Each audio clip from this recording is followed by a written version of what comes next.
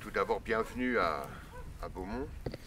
Alors, donc pour planter le décor, nous en fait on a 5 hectares 35 plus les bâtiments. Les terres que vous voyez autour ne nous appartiennent pas. Donc en fait, bon, on élève 200 brebis. 200 brebis allaitantes. Alors, on va me dire 200 brebis sur 5 hectares, mais en fait on est berger itinérant, c'est-à-dire que les brebis, on a un parcours, on a des partenariats avec différents interlocuteurs sur des sites Natura 2000, avec le conseil départemental, plus je dirais ce qu'en droit agricole on appelle un commodat, avec un céréalier bio en non-labour, sur lequel on fait pâturer les brebis. Donc en fait, berger itinérant, berger nomade, j'aime bien l'expression. Bon, on n'est pas dans les peuples nomades d'Afrique, mais bon, nous aussi on est nomades. Donc ça c'est bon, donc pour l'activité moutonnière, l'activité ovine, et puis on élève aussi des porcs en plein air intégral. Donc bon, on est certifié agriculture biologique. Alors le verger, donc bon, il y a cette parcelle-là, bon là on est en limite de Beauce, encore sur la partie boisée là, mais bon, comme vous voyez, mon voisin qui est à peu près à 1,5 km, bon, il y a quand même pas beaucoup d'arbres. Donc nous, l'idée, donc on est ici, on a dû vous le signaler, dans le parc du Gâtinais. Donc c'est un projet qui a été monté avec le parc du Gâtinais et qui est, je dirais, structuré, drivé par Agrofil. Bon, nous, l'objectif, c'est, comme on est une petite ferme diversifiée, c'est de poursuivre la diversification. Donc, bon, de monter un verger avec, bien évidemment, des variétés locales, rustiques. Hein. On n'a pas... Il y a une pomme qui est très célèbre en ce moment, qui est la Pink Lady, enfin qui est même pas, je crois, qui est une pomme australienne, c'est ça? Hein, donc, mais enfin là, c'est pas de la Pink Lady, hein, ce sont des variétés rustiques et locales, adaptées, je dirais, au terrain. Donc l'objectif c'est de créer une diversification fruitière avec, bon, il y a des pommes, des poires, prunes, cerises, donc avec bon, dans le futur, constitution de jus de fruits, de pommes au couteau, choses comme ça. Et puis comme bon, vous voyez les rangées d'arbres, il y a aussi un projet de finir des agneaux, à peu près une cinquantaine d'agneaux, avec un système qui s'appelle en pâturage dynamique. C'est-à-dire qu'on met des agneaux sur une petite surface et on les laisse très peu de temps. Alors vu la superficie que l'on attribue au clos et la superficie totale, en fait, on s'aperçoit quand on aura fait un tour complet dans le cycle végétatif de l'herbe, on pourra revenir pâturer sur le premier clos, et avec le nombre de clos qu'il y a aussi, on casse le cycle des parasites des moutons. Il y a combien de paddocks? Si je ne m'abuse, il doit y avoir 16 paddocks. Ça vous fait tenir 3 semaines pour faire la rotation complète? Oui, sachant que on pense laisser par paddock, je dirais 1 jour et demi. Okay. Ça c'est bon. Ce sont des bon, pour le mouton en général, éleveur français, on garde d'un sale œil la Nouvelle-Zélande. Je sais bien pour le rugby aussi. Mais bon, ce sont des techniques qui ont été mises au point principalement en Nouvelle-Zélande et qui permettent grosso modo d'augmenter de 30% la production d'herbe.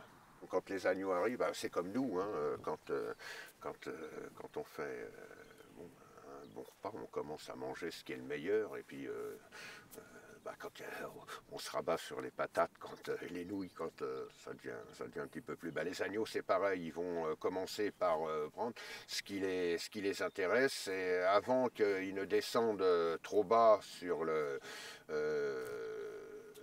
l'herbe, on va les changer. De façon à ce que, parce que bon, pareil, pour régler aussi, pour bien contrôler les parasites, en fait, il faut pâturer entre 7 et 12 cm, parce que les parasites le mouton sont principalement des parasites gastro-intestinaux, les parasites sont situés dans les parties basses de la tige. Donc, je dirais, ça nous permet de, bon, le cahier des charges de l'agriculture biologique autorise des vermifugations, hein, avec des vermifuges bien définis, mais par ce système-là, on contrôle encore mieux les parasites. Et on leur adjoint pendant le pâturage des pierres à sel. Hein. Vous savez qu'aux chèvres, aux moutons et tout, on donne du sel, des pierres à sel dans lesquelles on a un mélange d'ingrédients. Le principal, c'est l'ail. Mais on en utilise d'autres parce que bon, l'ail est un vermifuge, mais ici il fluidifie le sang aussi. Donc ça c'est surtout pour les brebis en période d'agnellage, ça pourrait favoriser des hémorragies. Donc on utilise d'autres produits. Donc avec ce système de pâturage plus l'adjonction de produits naturels type l'ail, hein, l'extrait d'ail, on contrôle parfaitement les parasites et ça nous permet de ne pas traiter. On traite pas pour ainsi dire. Hein. On est en dessous du cahier des charges de l'agriculture biologique. Alors donc ça c'est un premier. Alors après il y a ce projet de faire pâturer les agneaux, une cinquantaine d'agneaux pour les finir à l'herbe. Il y a aussi éventuellement peut-être un projet de mettre pour la santé du verger, ça peut être utile de faire avec des cabanes mobiles, de faire peut-être un petit système poule pondeuse. Donc qu'on passerait dans les différents clos. Ça c'est pourquoi pas, puisque Agrophil a des projets de ce type et puis moi ça m'accroche un petit peu. Une fois que les animaux seront passés, donc avec les déjections des animaux et tout, on va avoir de l'azote. Hein. Peut-être, il y a des manips dans lesquels ils sont impliqués sur des variétés de blé anciennes. Donc peut-être faire des essais, pourquoi pas, des essais de lignée, mais ça c'est dans un futur un peu plus lointain. Donc voilà pour ce qui est de l'activité du verger. Donc ça a été, sont des arbres qui ont passé leur deuxième hiver. On avait combien, Antonin? 80 fruitiers en tout. À peu près 70% de pommiers. On a mis 10% de pruniers, très peu d'abricotiers et un peu de cerisiers. Donc je ne sais pas si on va très bien voir, mais en gros le plan de la ferme est ici. On a la ferme qui est tout au bout là-bas.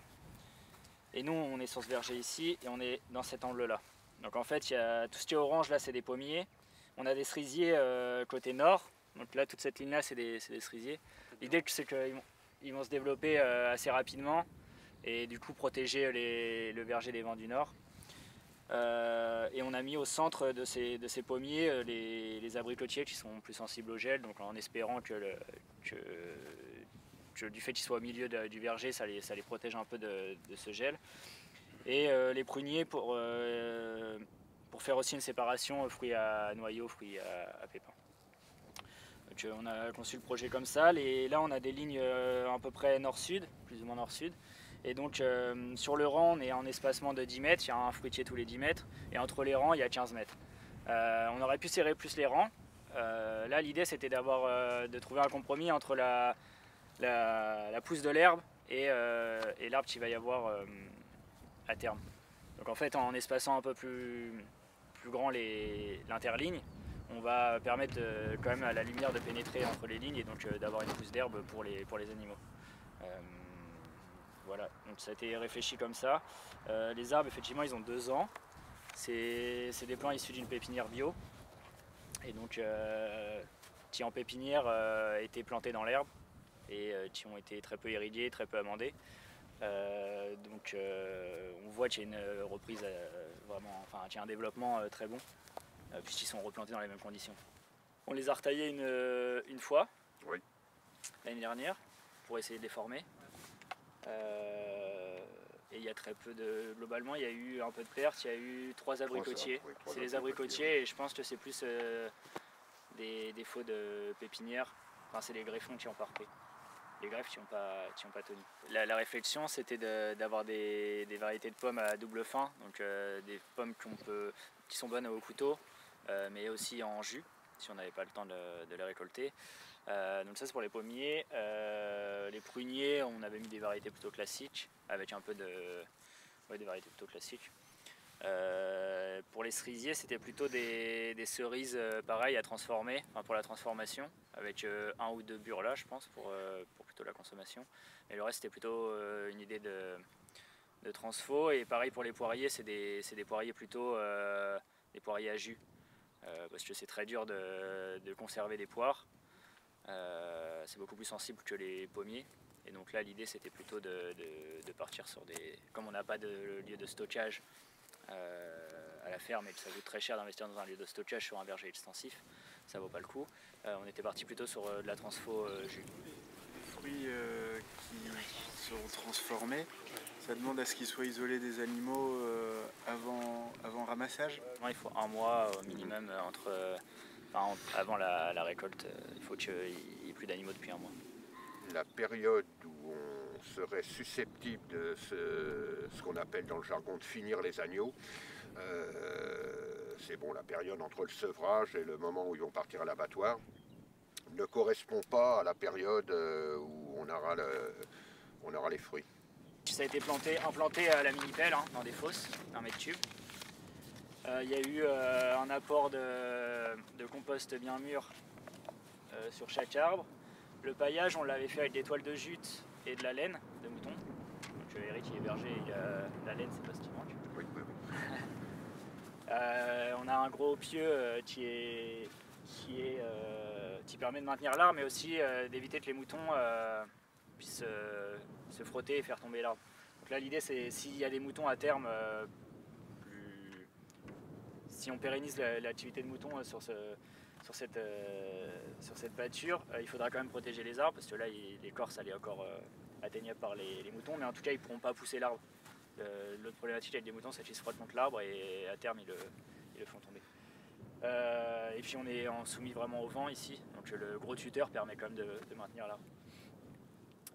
Qu'est-ce qu'on a fait d'autre? On a mis des toiles de jute pour protéger des lapins le bas du tronc. Alors ça, on attend un peu de recul parce que pour moi, ça maintient quand même l'humidité constante au pied de l'arbre. Et voilà, j'ai encore quelques doutes sur le fait que ça apporte pas des maladies plutôt que ça aide. En fait, la première année, on était dans une année de sécheresse, hein, comme ça se produit de plus en plus. Donc la première année, les arbres ont été, chaque arbre recevait 15 litres d'eau chaque semaine. Oui, on les a quand même, au démarrage, on les a quand même bichonnés. Et cette année, ils n'ont été arrosés que 2 fois. Donc pour les aider, là il faut qu'ils on les surveille quand même, hein, mais qu'ils s'endurcissent un petit peu. En fait, on est sur des sols quand même assez filtrants et du coup, sur des sols filtrants, si la première année on n'arrose pas un verger fruitier, on a beaucoup de mortalité, quoi. Il y a aussi dans tout ça, il y a de diversifier un petit peu, et puis il y a aussi un côté, bien sûr avec les haies et tout, biodiversité. Il y a eu un stagiaire d'agrophile qui est venu, quand tout ça était en feuilles et tout, là, qui est venu faire des inventaires de passereaux, d'oiseaux, de choses comme ça. Donc il y a aussi un côté, voilà, biodiversité, créer un petit peu de la vie. Moi, on a une qui couche dans les écuries, on a une chouette. Moi, j'adore ces oiseaux et cherchant un petit peu, en fait, on s'est aperçu que la diminution des rapaces nocturnes tenait aussi au fait de la disparition des vergers. Donc des arbres creux, des choses comme ça. Donc, bon, le temps que ça fasse un tronc suffisamment, qu'il y ait un trou dedans pour qu'il y ait des... Mais bon, ben ouais, c'est un petit peu... Il y a aussi un objectif de biodiversité. Là, il y a toute une haie tout autour de ce verger, et il y en a même plus loin, juste à la ferme. Là, il y a... Donc c'est pas un brisement, c'est plutôt une haie bocagère. Parce qu'elle est que sur un rang, et on n'a pas mis de brise-vent parce que ça prenait... Voilà, il y a que 5 hectares ici et ça avait une emprise au sol trop importante, de perdre trop de surface. L'idée était plutôt de faire une haie bocagère avec des fruitiers, en mettant des fruitiers dedans. Donc là, il y a des pommiers de temps en temps, il y a des cognaciers, il y a un peu de pruniers, et puis il y a des noyers sur toute cette partie-là, et en fait sur toutes les haies en mitoyenneté avec les voisins. On a implanté aussi des arbres, cette fois-ci pas des arbres fruitiers mais des arbres forestiers, et des essences qui sont trognables pour éviter que ça monte trop haut et que le voisin ait trop d'ombre sur la parcelle et rentre en conflit. C'est pas 2 mètres le max? En fait, la réglementation, c'est 50 cm à l'intérieur de sa parcelle si la haie elle fait moins de 2 mètres, enfin si les accomplantes font moins de 2 mètres. Si c'est amené à faire plus de 2 mètres, on doit être à 2 mètres à l'intérieur de sa parcelle. Si vous dépassez chez le voisin, c'est pas à lui de couper. Il n'a pas le droit normalement. Donc c'est à vous de couper. Ouais. Ah, c'est à vous de couper de son côté. Et la seule chose qu'il a le droit de couper, c'est vos racines. Si elles dépassent. La haie, on n'était pas... je dirais, on n'était pas mûrs pour... Et on sait, bon, faut reconnaître, ça pourrait être mieux.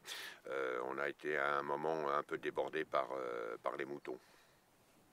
Donc il faut qu'on revoie là, ce que ça va donner cette année, et on va restructurer. De toute façon, quand les moutons seront pâturage là-dedans, ils seront bien entendu, ils seront contentionnés, ils seront tenus au fil ou au filet, hein, électrifiés pour pas qu'ils puissent toucher aux plantations. Ouais. Là en fait c'est parce que la haie, vous voyez, elle a 2 ans, elle pourrait être plus développée, mais du coup elle a été pâturée une fois par les moutons dès la 2e année, donc on le voit. Hein. Ça n'a pas fait mourir, hein. Ça l'a recépé naturellement, mais il ne faudrait pas que ce soit constamment, sinon... Donc là, pour l'année qui vient, on va prendre les précautions qui s'imposent. Bah en fait là les arbres, on peut faire pâturer dès maintenant si on les protège, mais il faut protéger absolument les arbres. Parce que les moutons sinon ils vont pas y aller directement, mais s'ils s'habituent à manger l'écorce, je pense qu'ils... Vous allez les protéger comment? Bah, soit au fil, hein, soit au filet.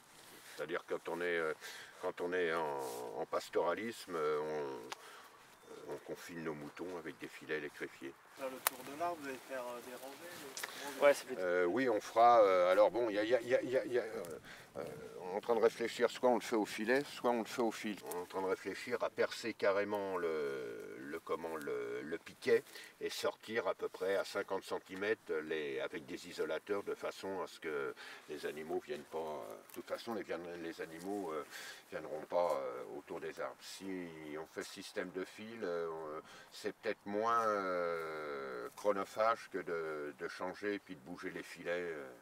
Après là le projet il avait été quand même réfléchi sous forme de pré-verger plutôt que de verger pâturé. Donc l'idée c'était plutôt de la fauche que d'avoir des moutons. Donc là le système il a un peu évolué, c'est pas un problème. Mais c'est que du coup il faut réfléchir à comment on protège les arbres contre ces moutons, quoi. Là un corset métallique par exemple c'est 20 € quoi. Donc 20 € x 80 arbres, ça fait 1600 € pour avoir des corsets. Donc je pense que c'est pas jouable dans un système d'élevage au vin. Les bénéfices sont pas assez gros pour pouvoir investir là-dedans. Donc le fil, après ça fonctionne, hein, le fil électrique, il suffit qu'il y ait de l'électricité constante, quoi. Et c'est beaucoup moins cher. Il y a une race de moutons, le Short Trooper, oui. Il y a une race de moutons qui est utilisée pour pâturer les vergers. Bon, ils ne touchent pas aux arbres. Bon, il y a quand même certaines techniques. Il faut à certains moments pas mettre les béliers, les choses comme ça. Mais bon, ça donne je dirais, visiblement de bons résultats. Bon, outre le fait que les reproducteurs, c'est très à la mode, les reproducteurs sont très onéreux, sont très chers.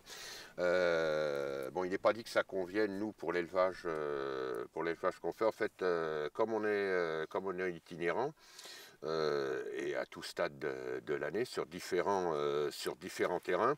En fait, il faut qu'on ait un petit peu des brebis passe-partout. Donc, on utilise plutôt des races rustiques. Hein. On va pas.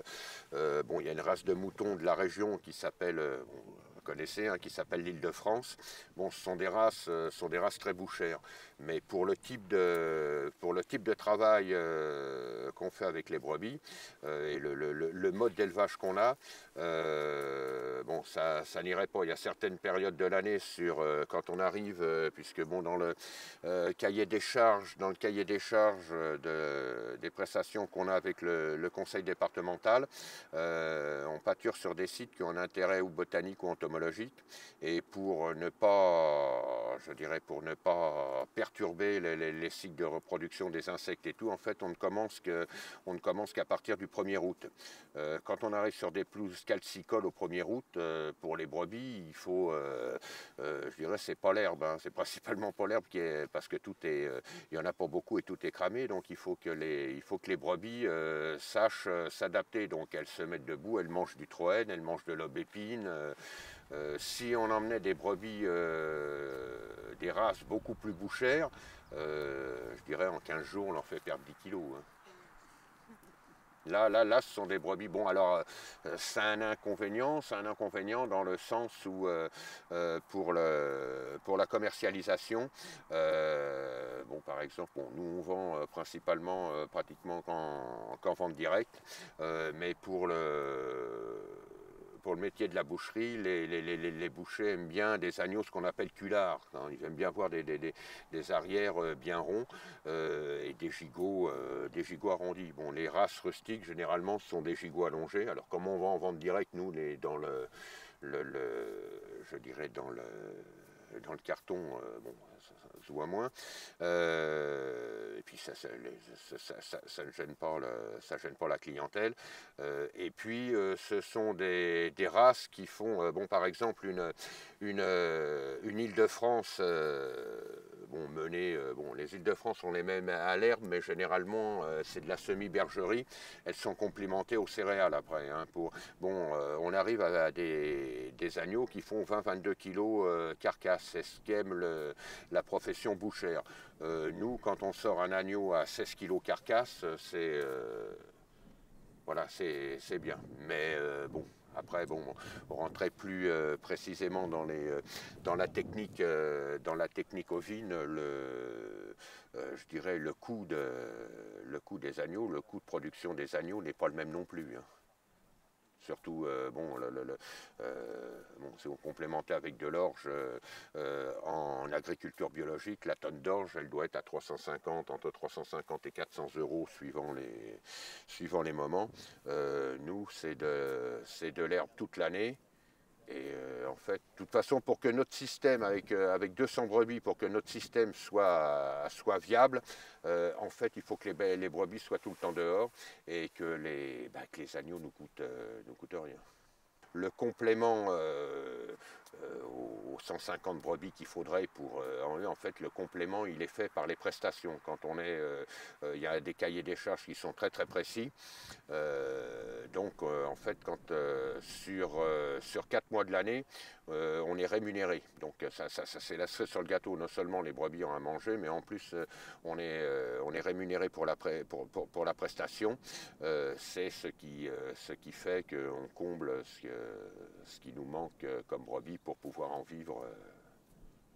On raisonne dans le système ferme-autarcique. C'est-à-dire que tout est un peu lié et puis tout est valorisé. C'est-à-dire que bon, on a un bordel, si on fait du cidre ou du jus de pomme, on va avoir des drèches qui vont arriver après le traitement. Et comme on élève des cochons plein air, toc, on passe les drèches aux cochons qui en raffolent.